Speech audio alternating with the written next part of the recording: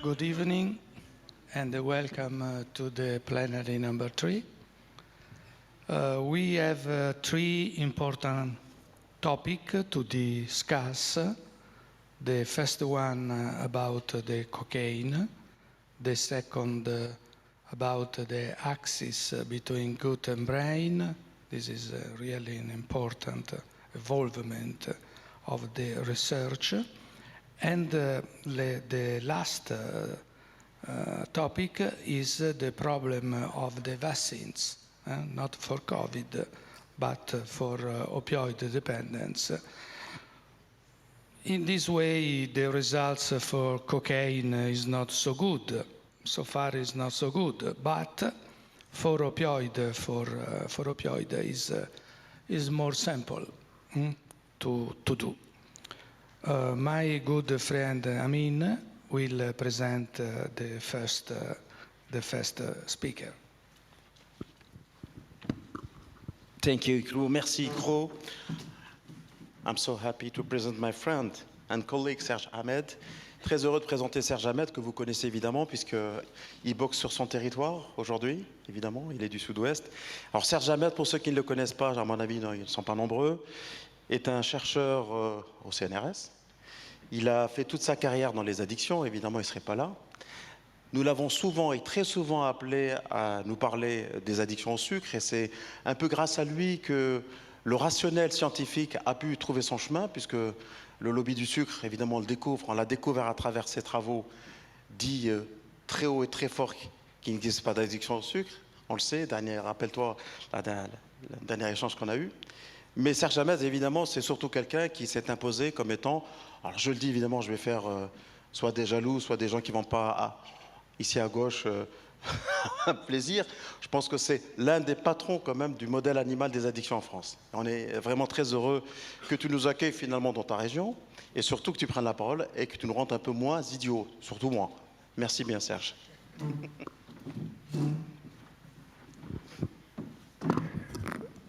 Merci Amine pour cette magnifique introduction. Bonjour à tous, c'était un grand plaisir d'être ici avec vous. En fait, c'est mon premier congrès à proximité, in situ. Toutes les interventions que j'ai faites au cours des 2 dernières années ont été faites à distance, devant mon écran d'ordinateur. Donc voilà, même si vous n'êtes pas très nombreux cet après-midi, c'est un grand plaisir d'avoir des êtres humains en face de moi aujourd'hui.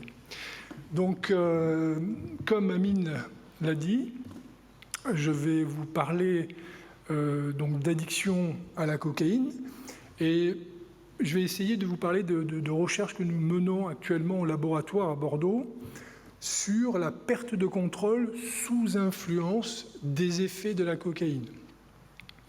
Avec cette idée que même si un individu fait face à un certain nombre de choix, d'options, lorsqu'il est sous influence, tout se passe comme si sa capacité de choix était contrainte et qu'il se comporte comme s'il n'avait comme seul choix que de prendre de la drogue.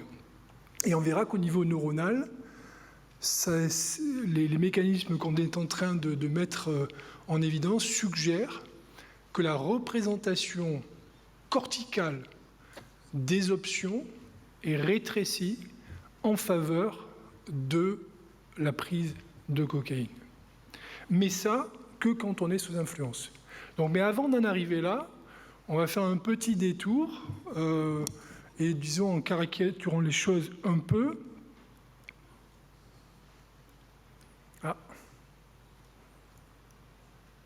J'essaie de passer la diapo. Voilà, ça y est.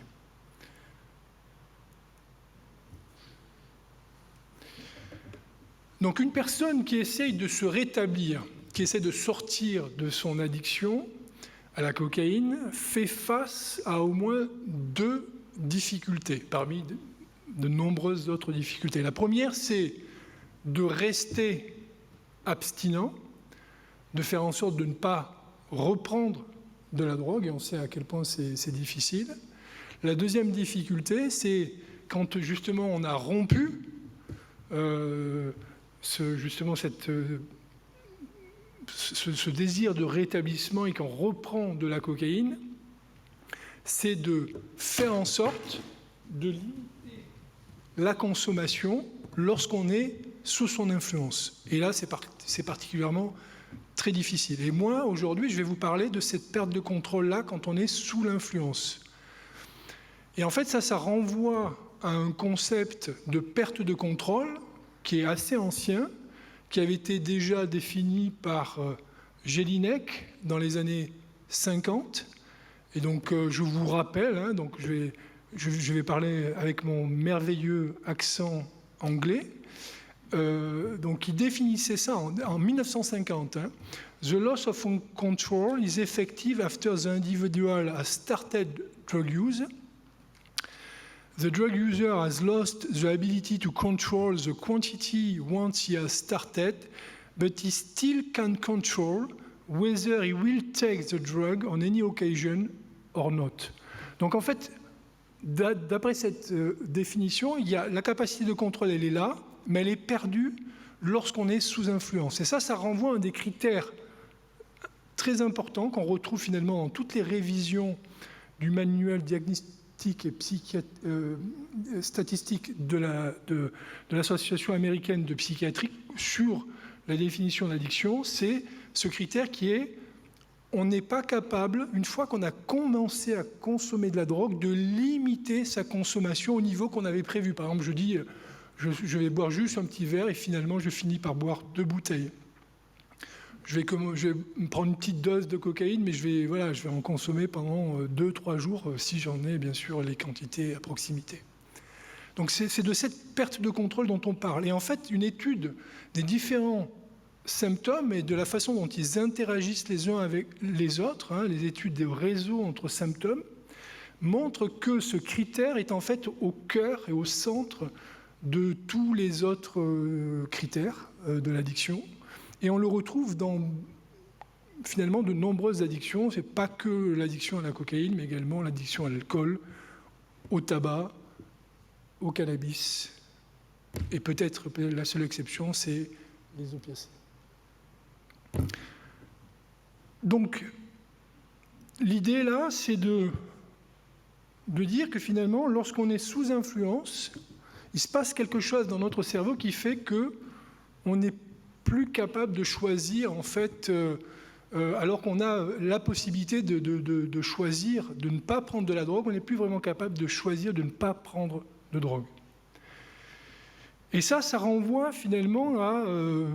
c'est quand même assez bien étayé par des études de choix qui ont été réalisées chez l'homme en laboratoire. Et par exemple, Margaret Haney, Carl Hart, Richard Foltin ont été des précurseurs dans ce domaine. Dans ces expériences, en fait, on a des individus qui ont la possibilité de choisir entre une dose de cocaïne ou un certain montant d'argent. Et lorsque les personnes, ça c'est vraiment un résultat reproductible, lorsqu'elles ont ce choix-là, en laboratoire en tout cas, elles ont la capacité, finalement, de se détourner de la drogue et de choisir l'argent, surtout lorsque le montant qu'on leur propose est suffisamment élevé. D'accord ? En revanche, ça, c'est quand elles ne sont pas sous l'influence de la drogue lorsqu'on leur demande de faire ce choix.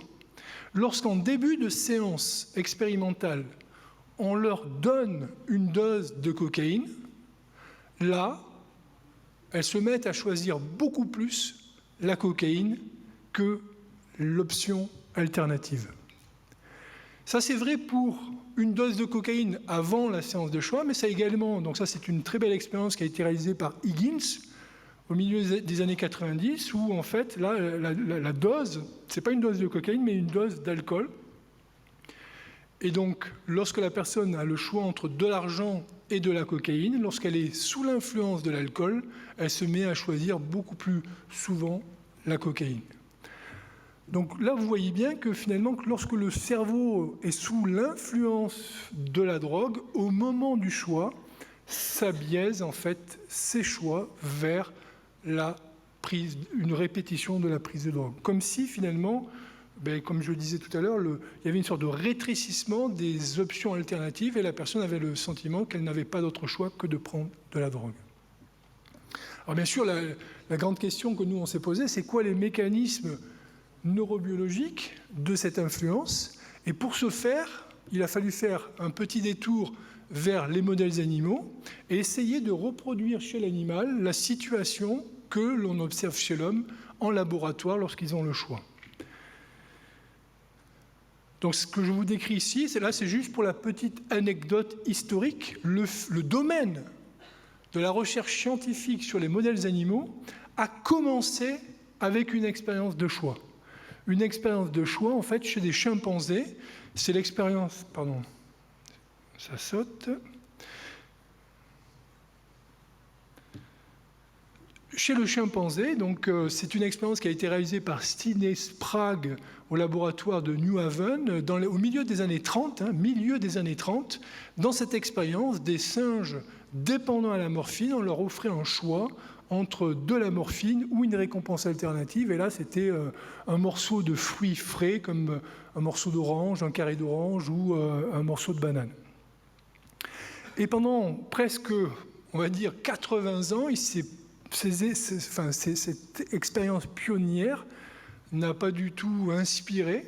Et la plupart des expériences qui ont été réalisées sur des modèles animaux, c'était des animaux qui étaient tout seuls dans une cage sans autre choix possible. Il a fallu attendre le milieu des années 2000 donc, pour qu'on se réintéresse au choix dans les modèles animaux. Et on va dire on a été parmi les premiers à finalement modéliser cette situation. Et dans cette expérience, en fait, nos animaux ont le choix, comme vous pouvez le voir sur cette slide, entre deux leviers. S'ils appuient sur le levier de gauche, ils ont une boisson édulcorée contenant de la saccharine qui va générer un goût sucré que les animaux aiment beaucoup, d'accord ? Mais qui n'a pas d'aspect nutritif. Les animaux n'ont ni faim ni soif. Ce qu'ils vont rechercher, c'est le plaisir lié au goût sucré, d'accord ? Et l'autre levier est associé à une dose intraveineuse de drogue. Là, ici, on parle de cocaïne, donc c'est une dose intraveineuse de cocaïne. Si les animaux appuient sur ce levier, ils ont une dose intraveineuse de cocaïne.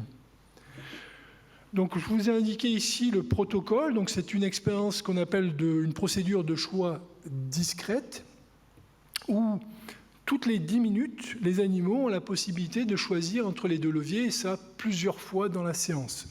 Alors pourquoi 10 minutes? C'est un point important, on y reviendra tout à l'heure, c'est que 10 minutes, c'est le temps nécessaire pour que la dose disponible pendant le choix, que les effets de la dose disponible pendant le choix de cocaïne se dissipent jusqu'au prochain choix, de telle manière à ce que les animaux ne soient pas sous l'influence de la cocaïne au prochain choix. D'accord? C'est en quelque sorte notre procédure contrôle. Donc la dose de cocaïne utilisée, c'est une dose de cocaïne très efficace. Donc là, je vous ai montré les effets sur la dopamine mesurée par microdialyse dans le noyau accumbens, le striatum ventral, la région des effets récompensants de la cocaïne.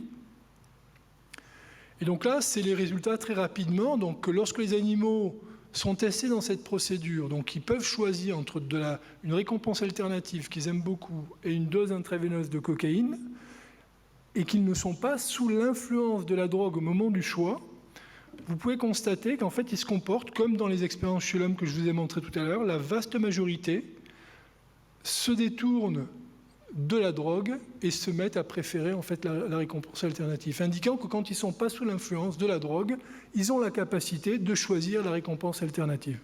Et ça, c'est vrai, quelle que soit finalement l'histoire de consommation de cocaïne qu'ils ont eue. Quelques semaines à raison de 2 heures d'auto-administration de cocaïne par jour, ou plusieurs semaines à raison de 6 heures, voire 9 heures d'auto-administration de cocaïne avant de réaliser la procédure de choix. Donc là, je passe sur cette expérience. Donc ça, c'est une expérience qui a été réalisée c'est une autre expérience de choix. Donc ça, c'est une expérience qui a été réalisée par le groupe de Yavin Sham au NIDA à Baltimore. Donc là, les animaux avaient le choix entre de la méthamphétamine par voie intraveineuse ou de l'héroïne par voie intraveineuse, ou une brève interaction sociale avec un petit copain. D'accord ? Et toutes les 10 minutes, ils avaient ce choix-là.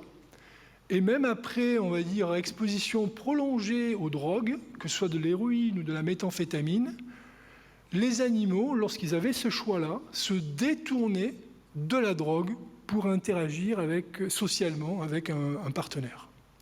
Que ce partenaire, d'ailleurs, qu'il soit familier ou étranger, ça ne faisait pas beaucoup de différence dans ces expériences. C'est juste pour vous dire que ce choix-là, cette capacité de choix, se généralise à quelle que soit la forme d'option que vous proposez aux animaux, soit un plaisir sucré ou le plaisir d'interagir avec un partenaire.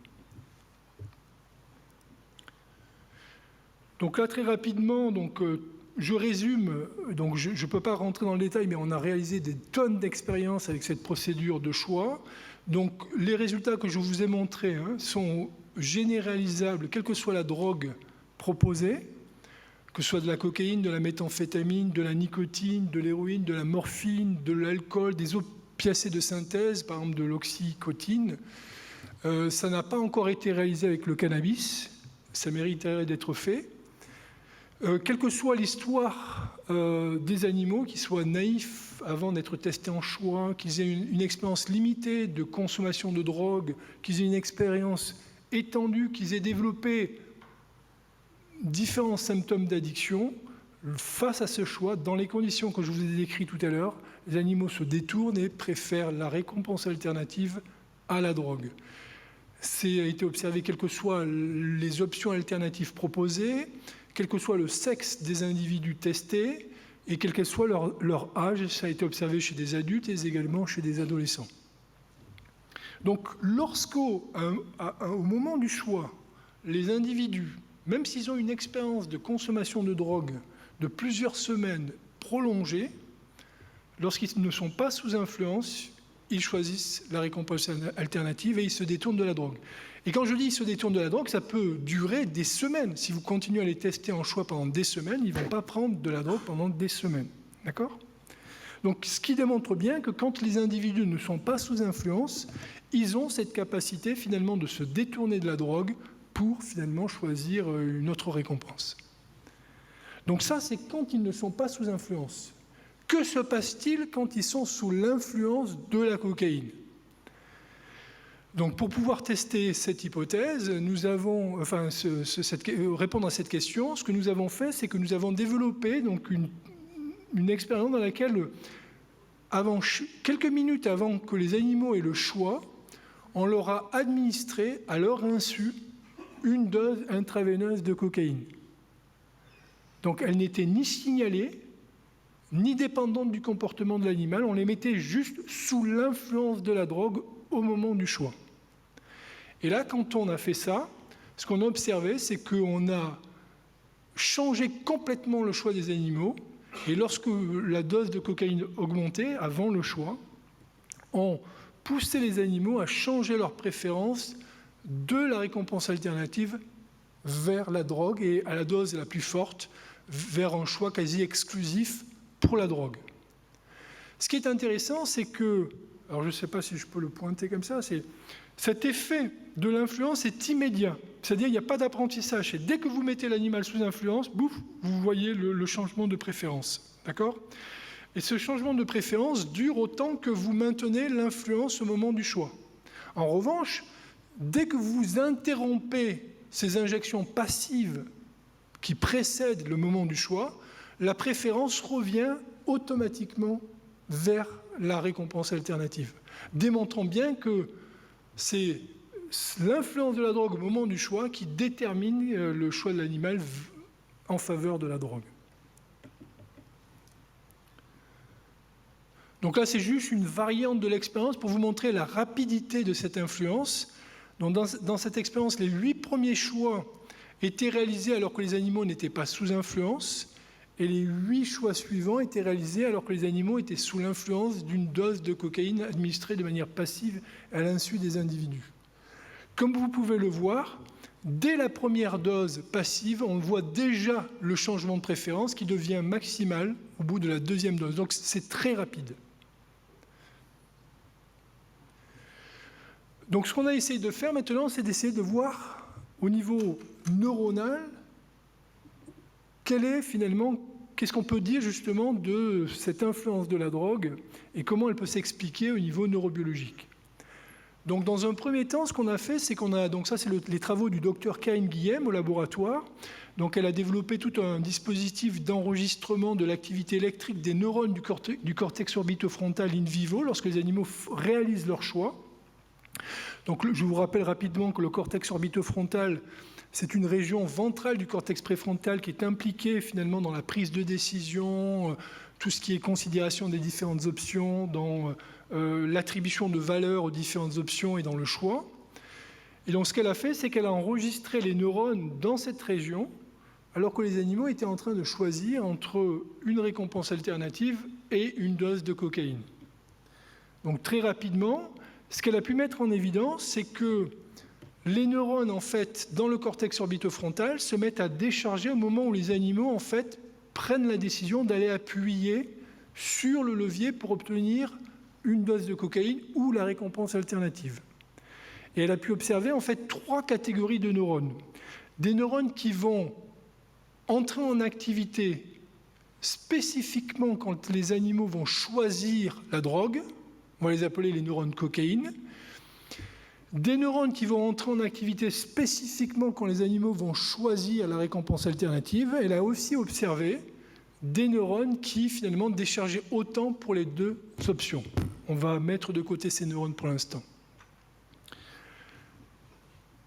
Le point important, c'est que quand on regarde comment ces neurones interagissent, sont en activité au moment du choix, on voit que lorsque les animaux ne sont pas sous influence, c'est la population neuronale qui code pour la récompense alternative qui entre en activité, bien au-delà des neurones qui codent pour la dose de cocaïne. En revanche, lorsque les animaux sont sous l'influence de la cocaïne, on a un patron inversé, avec en fait, quand on regarde l'activité de ces 2 populations juste avant le choix, une suppression de l'activité neuronale de la population qui code pour la récompense alternative qui est beaucoup plus inhibée que la population neuronale qui code pour la cocaïne. Donc ce qu'on a pu mettre en évidence également, c'est que grâce à des critères électrophysiologiques, on a pu séparer les neurones pyramidaux du cortex orbitofrontal, c'est-à-dire la grande majorité des neurones, c'est des neurones de projection qui vont aller influencer l'activité neuronale dans d'autres régions du cerveau, et des interneurones plutôt inhibiteurs. Et ce qu'on a pu mettre en évidence, c'est que pendant l'influence de la drogue, en fait, les neurones pyramidaux sont inhibés, alors que les interneurones sont très actifs. D'accord ? Avec cette idée, donc, que les interneurones vont piloter 5 minutes. Piloter l'activité, bon, ça tombe bien, j'ai bientôt fini. Piloter l'activité de ces 2 populations en faveur de la population cocaïne. Donc on a confirmé ce résultat par des expériences d'immunofluorescence. Donc ce qu'on a fait, c'est qu'on a marqué les interneurones du cortex orbitofrontal, ce sont des neurones GABAergiques, et on a pu donc mettre en évidence que ces neurones étaient activés lorsque les animaux étaient sous influence de la cocaïne et pas les neurones pyramidaux. Donc confirmant finalement notre analyse électrophysiologique, mais c'était important de le confirmer par immunofluorescence. Donc là, ce qu'on essaie de faire actuellement, c'est de prendre le contrôle de l'activité neuronale de ces interneurones pour essayer, donc on est en train de développer des stratégies donc, basées sur le fait que les neurones pyramidaux et les interneurones n'expriment pas de la même manière différentes catégories de micro-RNA. Et donc, du coup, on va se servir de ces profils d'expression de micro-RNA pour cibler préférentiellement les interneurones et faire en sorte que ces interneurones expriment des canaux ioniques sensibles à la lumière qu'on va pouvoir ensuite manipuler grâce à des méthodes optogénétiques, soit en les activant, soit en les inhibant, pour voir donc si on peut finalement simuler l'effet de la cocaïne en les activant directement sans influence de la cocaïne ou les inhiber au moment où ils sont sous l'influence de la cocaïne pour voir si on bloque les effets de la cocaïne. Donc on n'en est pas encore là. Par contre, Ce que le docteur Cahen-Guilhem a réussi à faire, c'est à démontrer que notre méthode de ciblage fonctionne bien. Donc on peut effectivement faire exprimer ces canaux ioniques sensibles à la lumière de manière spécifique dans ces interneurones et pas dans les neurones pyramidaux. Donc c'est qui a déjà un bon point de départ pour les expériences futures. Là, c'est juste pour vous montrer qu'on a au laboratoire développé donc, ces méthodes justement de manipulation de l'activité neuronale grâce aux méthodes optogénétiques. Donc là, c'est un exemple où on inhibe les neurones pyramidaux et on regarde ce que ça a comme effet sur le comportement de choix des animaux. Et les premiers résultats montrent que quand finalement on inhibe de manière non spécifique les populations neuronales, on va quand même favoriser le choix de la cocaïne, ce qui tombe assez bien, puisque quand ils sont sous l'influence, tous les neurones sont inhibés, sauf que les neurones codants pour l'alternative sont un peu plus inhibés que les neurones codants pour la cocaïne. Donc allez, pour conclure, on a finalement donc, pu mettre en évidence que lorsque les individus sont sous l'influence de la drogue, ça effectivement, ça interfère avec des mécanismes neuronaux qui sont importants dans le choix, et donc avec cette idée que ça rétrécit, on va dire, les options de l'individu, lui donnant le sentiment que même si objectivement il a ses options, il n'a que seule option possible, de reprendre de la drogue. Et ça nous permet aussi de définir, et donc ça c'est, on va dire, à plus long terme, on va dire que pour le traitement de la cocaïne, il nous semble que ce qu'il faudrait finalement cibler, c'est cette influence de la cocaïne sur le choix. Et donc là, c'est ce que je vous ai montré, c'est que finalement un traitement idéal, ce serait de bloquer cette influence de la drogue sur le choix. Et si on était capable de faire ça, finalement, la première difficulté qui est de rester abstinent ne deviendrait plus aussi importante, puisque même si les individus rompaient en fait l'abstinence en reprenant de la drogue, si on était capable de contrôler cette influence, on leur donnerait peut-être la capacité de limiter leur consommation, de développer un binge et éventuellement de rechuter. Donc voilà, j'en ai terminé. Je vous remercie pour votre attention.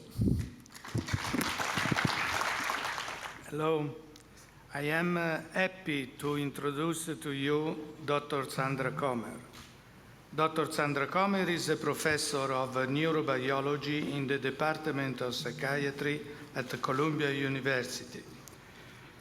She received her bachelor's at Vanderbilt University and a PhD at the University of Michigan for her research on the effects of a drug using preclinical models.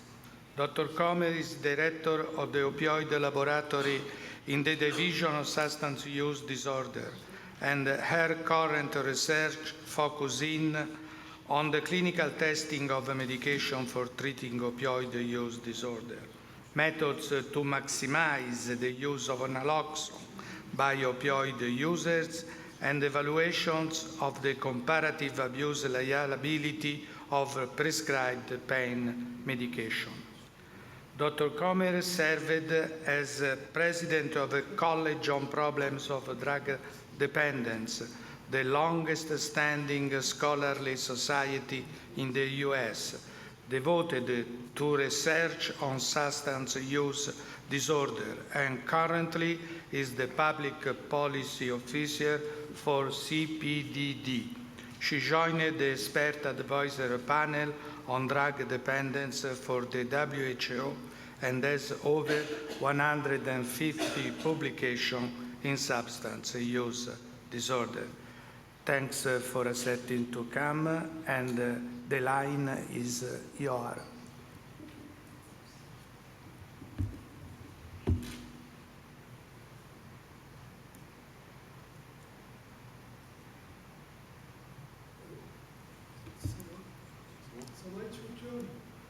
The line is yours, Dr. Comer. You can start your presentation. Oh, I thought you were. Good. I thought you were going to play the recorded video. Do you want me to do it live? You can go. Okay. Hi, everyone.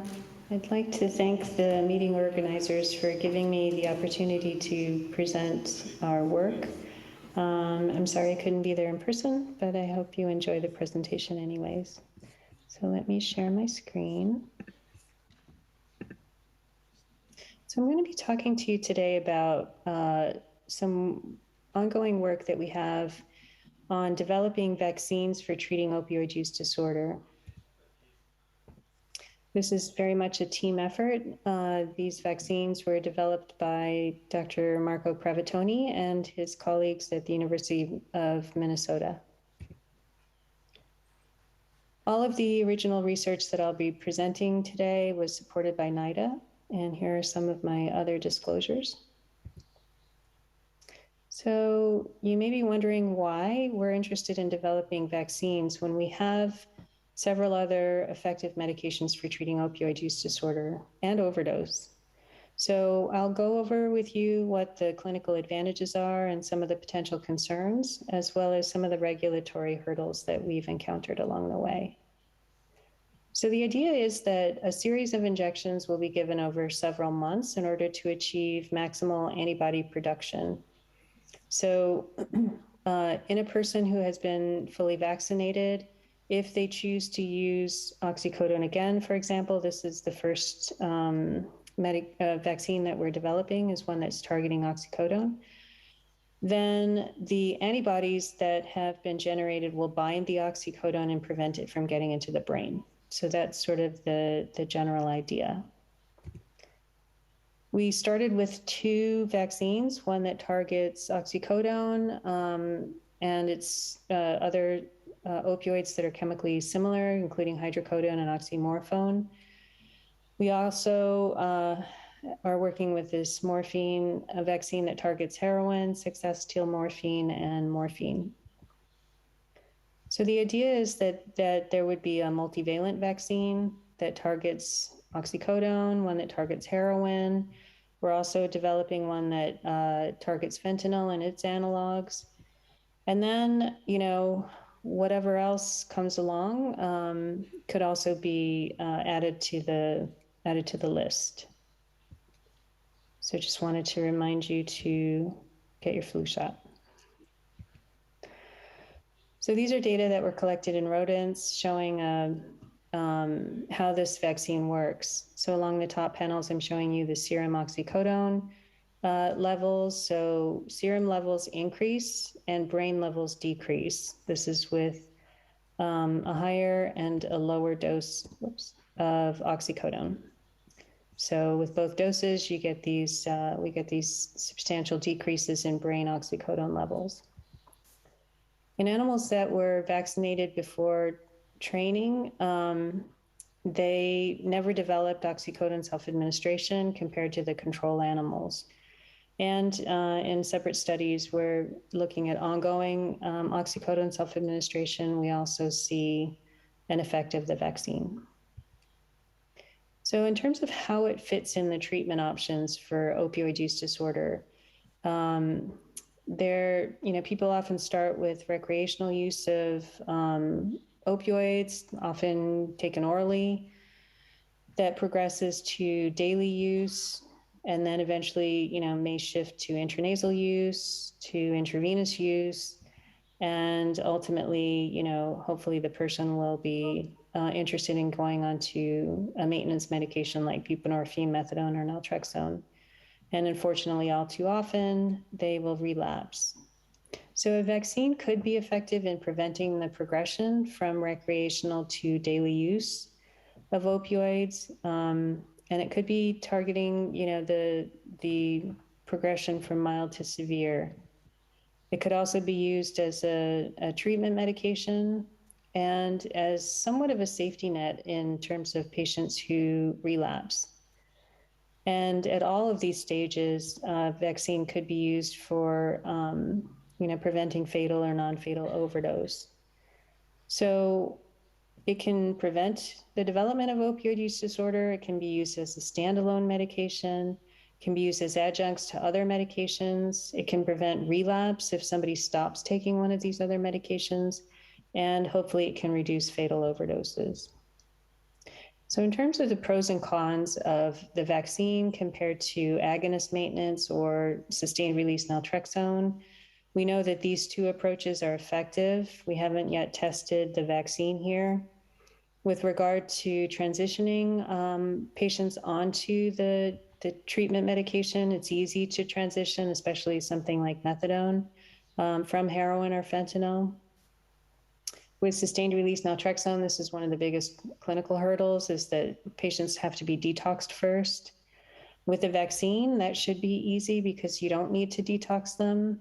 For both agonist and antagonist maintenance, there's a risk of overdose if the patient relapses. Hopefully the vaccine will help mitigate that concern. There's generally good medication compliance with both of the approaches. We're not sure about the vaccine, so that's yet to be seen. In terms of patient convenience, especially with something like methadone, it's difficult because, patients have to go to the clinic daily to get their methadone. This may be changing. This is sort of an outcome of the, the pandemic, the COVID pandemic. There has been some loosening of restrictions around methadone prescribing. With sustained release naltrexone, patient convenience is good. We're not sure about the vaccine yet. There's one of the downsides of the agonist maintenance is that there's a risk of diversion or misuse. That's obviously not the case with naltrexone, and it would not be the case with the vaccine. Sedation has been, cited as a problem with agonist maintenance, especially methadone, and especially during dose changes. Naltrexone obviously is not sedating, and neither would the vaccine. There's a risk of respiratory depression during dose titration, especially with methadone particularly. There's no depression, no risk of that for naltrexone or the vaccine.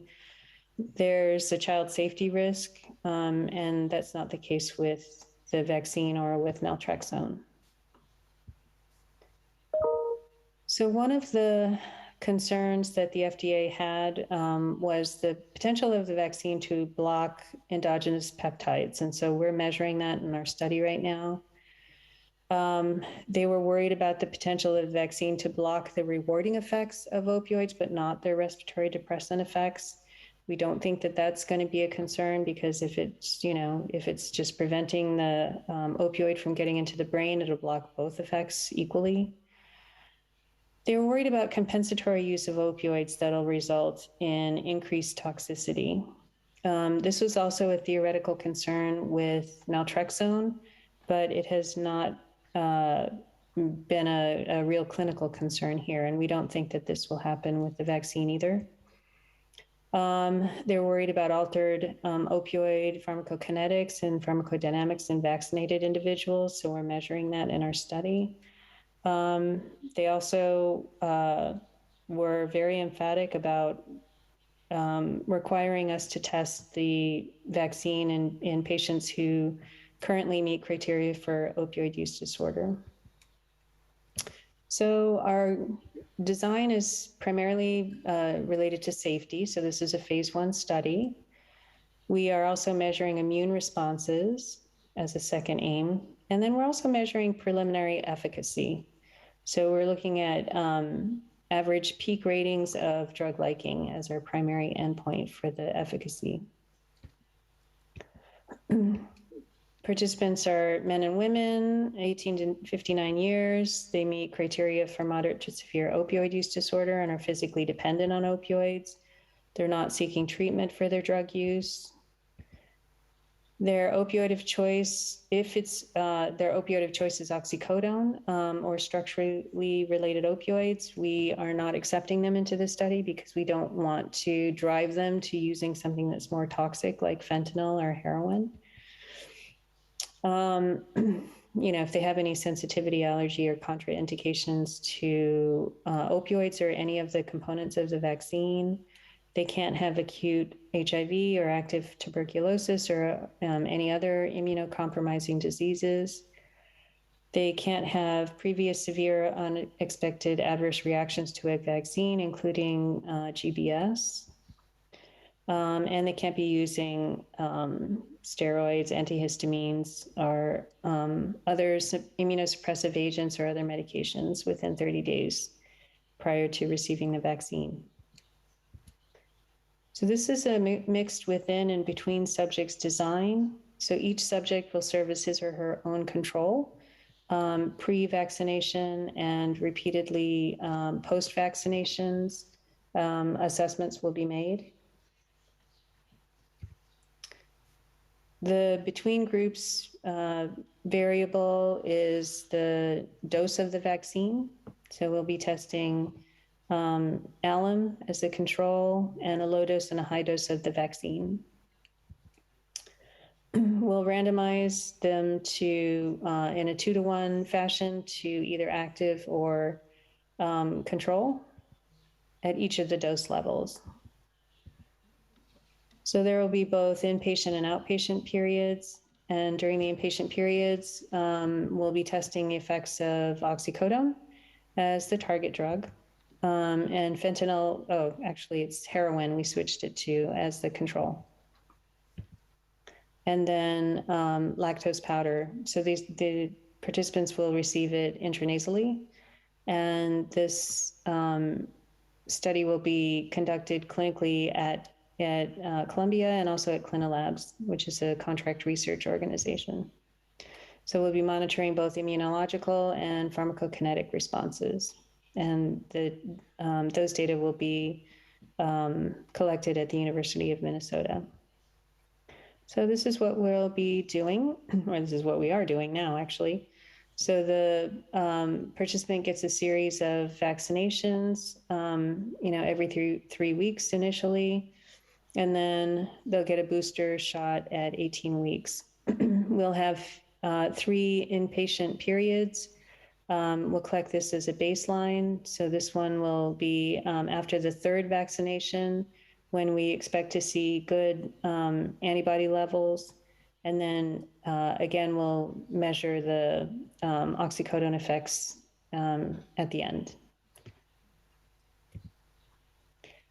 So the inpatient periods involve maintenance on oral morphine, which is not expected to interact with the vaccine response. And as I mentioned, we'll be measuring oxycodone intranasally and heroin as a positive control. So this is what we expect to see. These are data that we collected a long time ago, showing you the visual analog scale ratings of drug liking. All of these medications produce dose-related increases relative to the control. And what we expect to see is that, this is what it will look like before vaccination. And then after vaccination, we'll expect to see a suppression in ratings of drug liking for oxycodone, but no change in ratings of drug liking for heroin.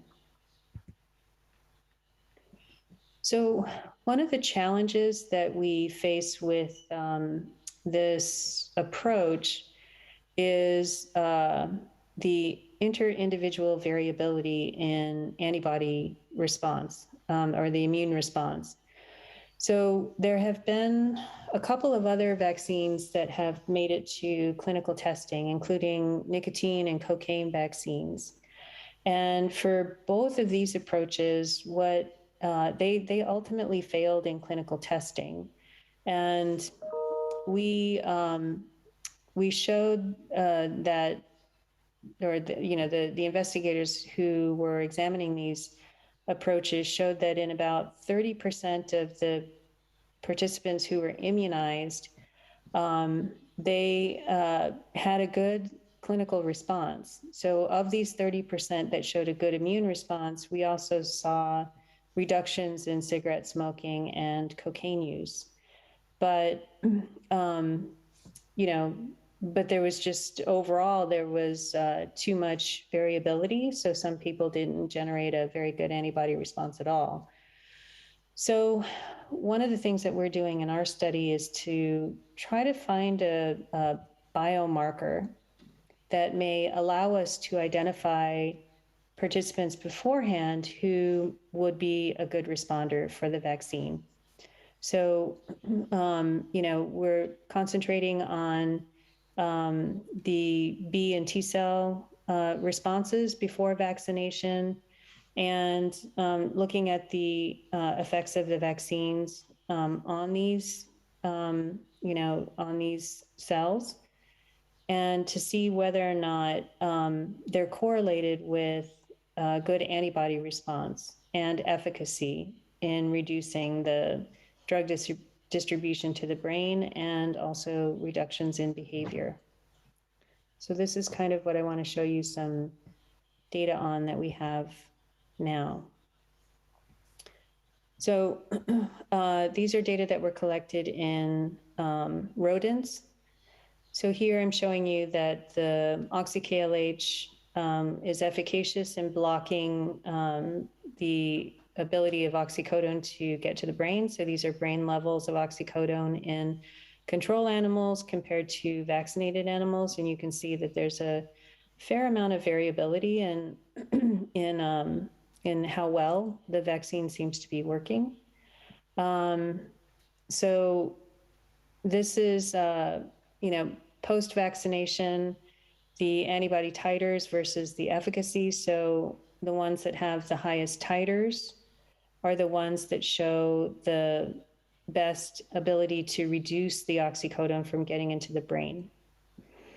And what Marco showed, and this is really exciting data, is that the animals that showed, oxycodone specific B cell activity that showed the highest levels were the ones that showed the best response in terms of preventing oxycodone from getting into the brain. So, so this was super exciting, because maybe we can use this as a measure of likelihood that the patient would respond to the vaccine. So we're collecting blood from opioid naive individuals and those who are diagnosed with opioid use disorders. This is what's being done in Marco's lab, and also in a lab in Germany, where I won't pretend that I understand how he does this, but we're measuring B cell frequency and activity here this way.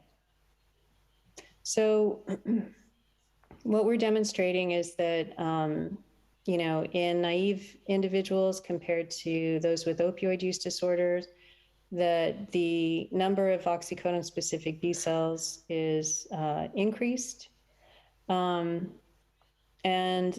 this change in activity is correlated with cytokine levels in both opioid naive and individuals and those with opioid use disorders. So cytokine levels are reduced in patients with OUD.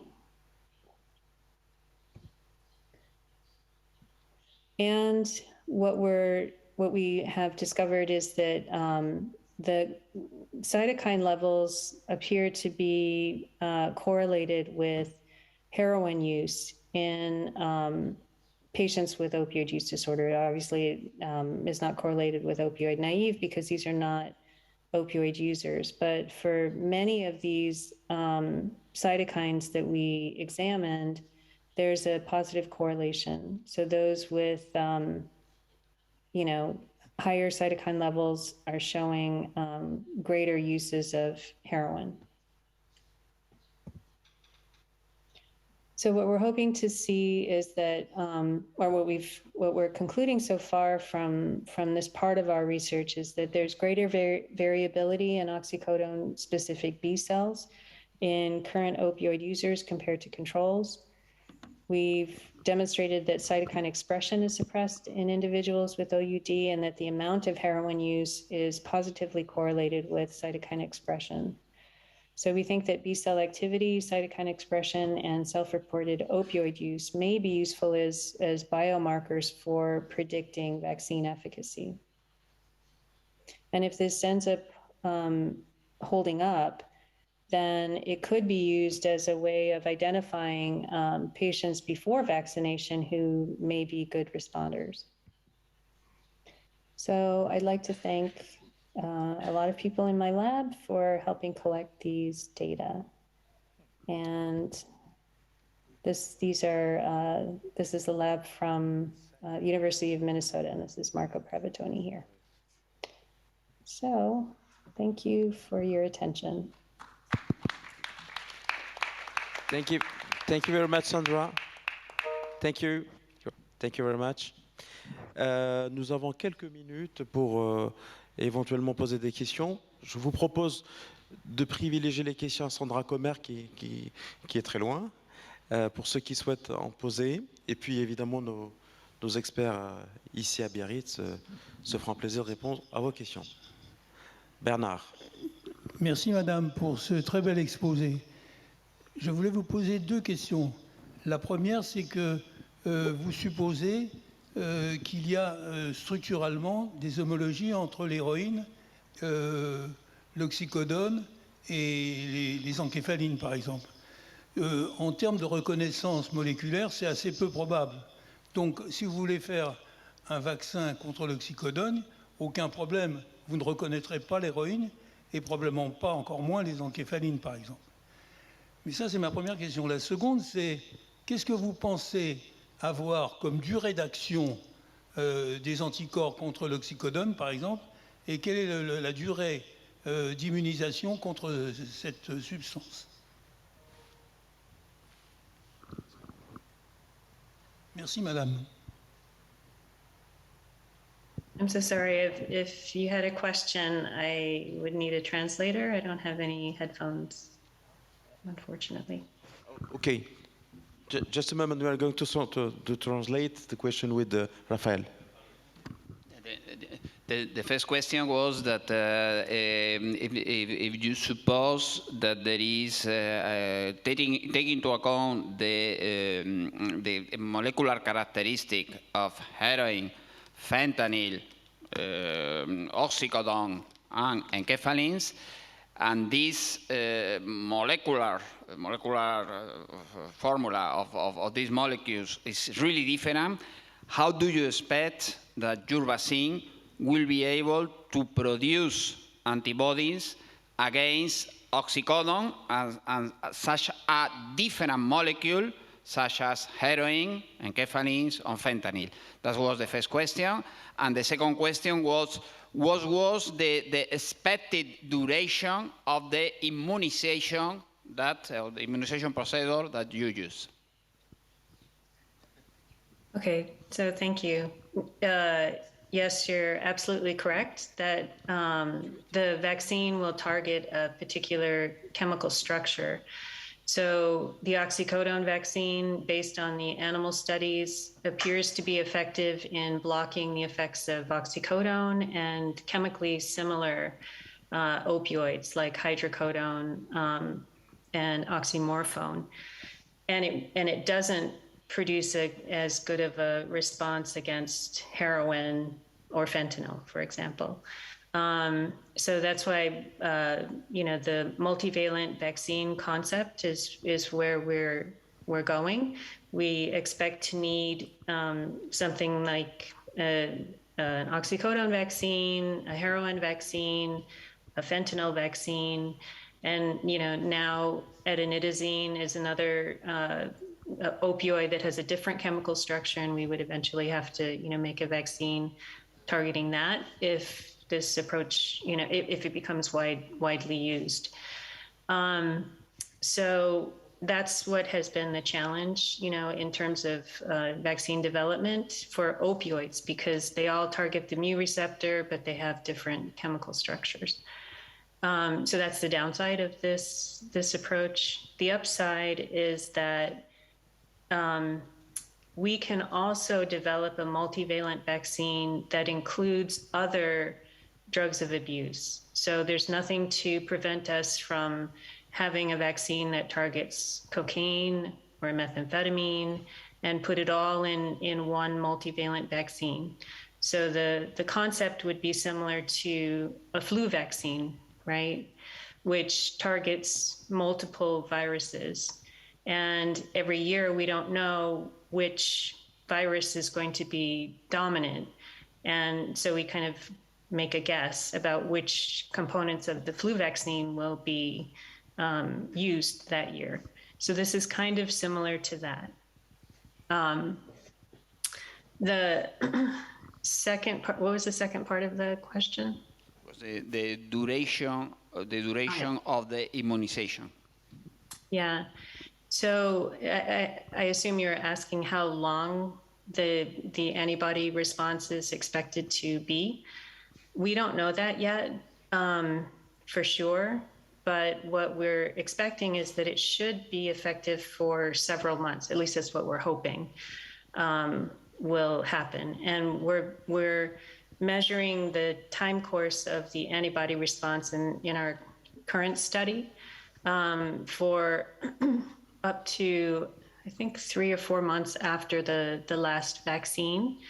And so what we're hoping, expecting will be the case is that if, for example, somebody is receiving the vaccinations and they're receiving something like buprenorphine, then we know from the clinical trials that have been done with buprenorphine, methadone, sustained release naltrexone, that the relapse rate tends to be about 50% after 6 months. So if someone had, a vaccine on board on top of that, then theoretically they would still be protected by the vaccine, by the antibodies that are circulating in their system. So we're hoping that it would allow us a window of time to re-engage patients in treatment and potentially serve as a protection against, a fatal or a non-fatal overdose because they have the antibodies circulating. So that's what we're hoping to see. I mean, we'll of course need to do the phase 2 and 3 studies of the vaccine, but that'll be the next step. Thank you, Sandra. Est-ce que vous avez des questions après les 2 excellentes questions de Bernard Roch? Est-ce que vous avez des questions pour Raphaël Maldonado sur sa présentation sur cerveau-intestin pour faire... Oui. Je l'ai déjà posé tout à l'heure.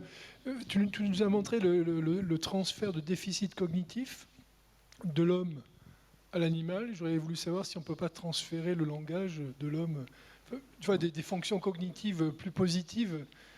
Qu'est-ce que tu penses de ça, en termes de transfert, finalement, de capacité cognitive humaine à l'animal? Est-ce que tout est dans le microbiote? Pas du tout. Non, je crois que c'est facile de mettre en évidence un effet négatif sur la mémoire, un effet négatif sur le comportement. On part d'une base. Diminuer cette base, c'est facile. Mais par contre, tout simplement avoir une réponse qui améliore la mémoire en utilisant cette procédure, je ne dis pas que ce soit impossible, mais que ça doit être plus difficile, j'en suis sûr. Merci. Oui, Raphaël, au lieu de transférer... Attends, j'ai un retour, moi. Au lieu de transférer du microbiote chez un être humain ou chez un animal, est-ce que si on connaît les processus de clivage des précurseurs dans l'intestin, est-ce qu'on ne peut pas faire des inhibiteurs d'enzymes? Je suppose que c'est un processus enzymatique, et donc ça permettrait évidemment d'éviter... Tout à fait. Parce que les premiers pas qu'on fait, c'est identifier la microbiote. Oui. Deuxième, voir quel est le métabolite. Donc, bien sûr, ça va être beaucoup plus facile si à la place de mettre la bactérie, on met soit le métabolite, soit l'enzyme qui va permettre que le métabolite soit protégé. Tout à fait d'accord. D'accord.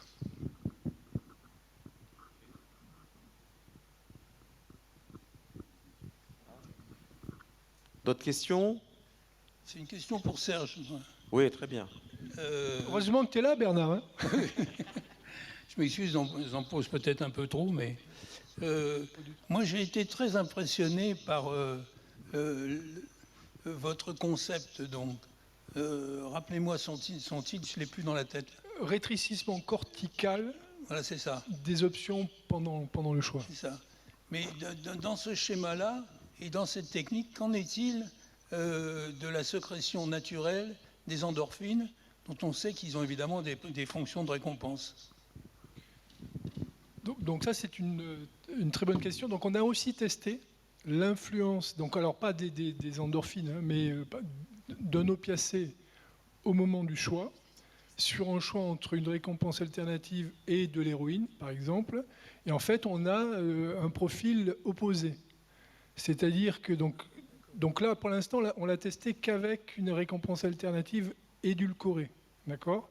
Donc quand on met un animal sous l'influence de l'héroïne au moment du choix, lorsqu'il a le choix entre de l'héroïne et une boisson sucrée, en fait, ce qu'on fait, c'est qu'on renforce le choix de l'alternative. Et on ne les fait pas basculer vers la drogue. Et en fait, si on utilise même des très fortes doses d'héroïne, des doses qu'on teste rarement chez l'animal, mais qui finalement ressemblent aux fortes doses qu'un être humain va utiliser, et qu'on propose aux animaux de choisir entre cette très forte dose d'héroïne et ils ont en continu accès à la boisson sucrée, on voit un profil tout à fait intéressant. C'est que les animaux, en fait, prennent la forte dose.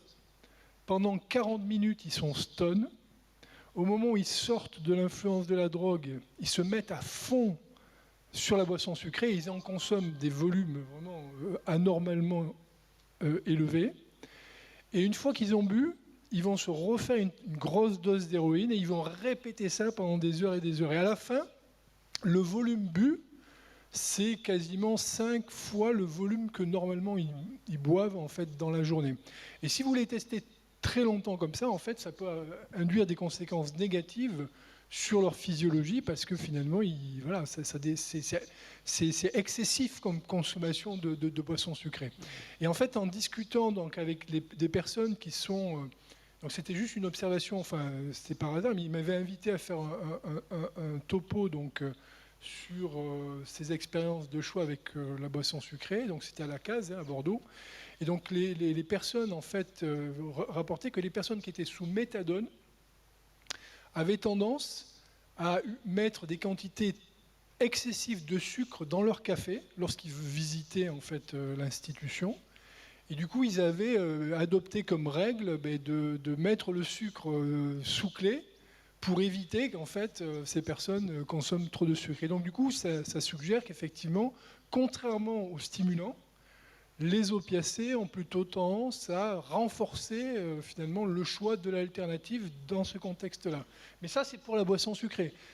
Imaginons maintenant une récompense alternative, comme je vous l'avais dit tout à l'heure, une interaction sociale, le choix entre une interaction sociale et une dose d'héroïne. On sait que lorsque les individus sont face à ce choix, ils préfèrent l'interaction sociale à l'héroïne, mais on ne sait pas ce qu'ils choisiraient s'ils étaient sous l'influence de l'héroïne lorsqu'ils ont ce type de choix. Et moi, je pense que peut-être que dans ce cas de figure, ils choisiraient peut-être de reprendre une dose d'héroïne. Mais ça n'a jamais été fait. Voilà. Mais on n'a pas, pour l'instant, au niveau neurobiologique, on n'a pas regardé ce qui se passait au niveau du cerveau lorsqu'ils étaient sous l'influence de l'héroïne au moment du choix. D'accord. Bruno ? Oui, bonjour. Moi, c'est une question pour le docteur Ahmed. Sur la question de la prise de décision, je suis un béotien, mais donc vous nous dites que le cortex orbitofrontal intervient à différents niveaux et avec différentes cellules qui interviennent, des cellules qui seraient plus sensibles à la cocaïne et puis d'autres qui le seraient moins. Le choix de la cocaïne va donc favoriser la prise de décision vers l'accumulation finalement, enfin l'exagération de l'abus ou de l'excès de substances. Une des questions que je me posais était de savoir quelle était la nature de ces cellules Alors, cellules pyramidales, mais quelle est la nature de ces cellules? Sont-elles des cellules, des neurones sérotoninergiques, dopaminergiques? Et puis alors, à un moment donné, vous avez été interrompu, mais vous soulignez également le rôle des interneurones qui, eux, sont GABAergiques. Voilà. Donc les cellules pyramidales, elles utilisent comme neurotransmetteur le glutamate. Ce sont des cellules de projection, donc elles, par exemple au niveau du cortex orbitofrontal, on sait que les cellules qu'on est en train d'enregistrer envoient des projections dans une région tout à fait particulière du striatum dorsal, c'est la région centrale du striatum dorsal, dont finalement la fonction reste encore aujourd'hui pas trop connue, mais qui est impliquée dans la sélection des actions lorsque, par exemple, vous devez choisir entre justement aller appuyer sur le levier de gauche ou aller appuyer sur le levier de droite.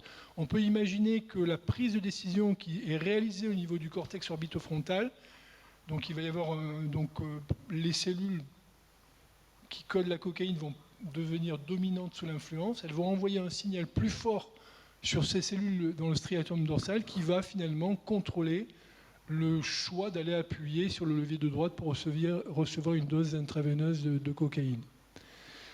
Donc ensuite, concernant donc on sait qu'elles utilisent ces deux populations, toutes les deux du glutamate, mais on n'est pas allé plus loin dans leur phénotype, on va dire, moléculaire. Il est peut-être possible qu'il y a des différences moléculaires entre ces deux populations. Et si on était capable d'identifier, par exemple, la signature moléculaire des cellules qui vont finalement coder préférentiellement pour la cocaïne, on pourrait peut-être être amené à avoir ensuite des cibles pour pouvoir intervenir sélectivement sur ces cellules. Mais on n'en est pas du tout là pour l'instant. Mais est-ce qu'on est en train de parler de partenariats cellulaires qui vont être plus favorisés dans les cas où la cocaïne va être utilisée, plutôt par rapport à d'autres partenariats au sein même d'une structure comme le cortex orbitofrontal? Tout à fait. On parle de ça. Ouais.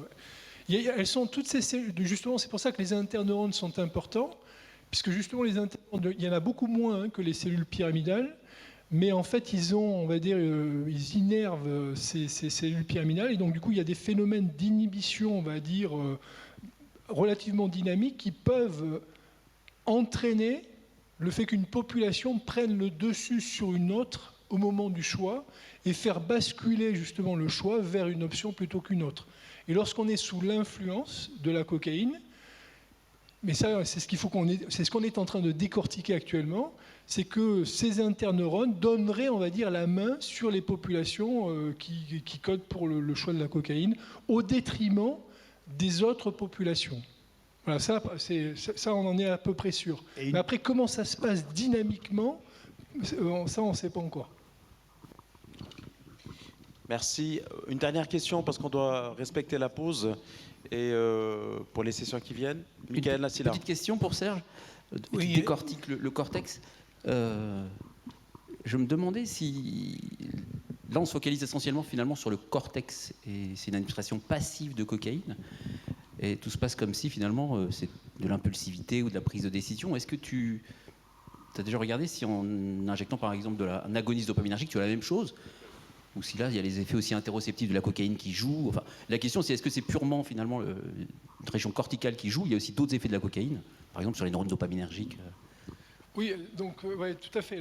Une expérience qui serait vraiment super de faire, ce serait effectivement d'aller injecter la cocaïne directement dans le cortex orbitofrontal, au moins pour pouvoir savoir si l'action de cette influence est bien locale au niveau du cortex orbitofrontal et implique effectivement, là, pour le coup, tu as raison, plutôt une innervation sérotoninergique, puisque, en tout cas chez le rat, l'innervation dopaminergique du cortex orbitofrontal est très parsemée, alors que cette région est richement énervée par la sérotonine.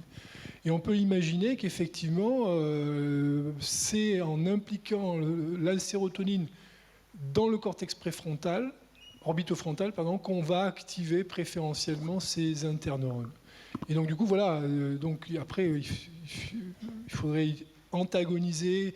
Il y a plusieurs types de récepteurs sérotoninergiques dans cette région. Donc voilà, ça c'est un autre projet de recherche. Merci beaucoup Serge. Merci. Donc on va devoir interrompre cette belle session. Thank you very much, Sandra, from New York. Thank you very much. Merci beaucoup. Merci, Raphaël. Merci, Serge. Et merci, ICRO, d'avoir évidemment co-animé cette session. Je pense qu'il y a une pause et puis je vous invite à aller faire le tour dans les sessions qui viennent. Merci beaucoup. Merci.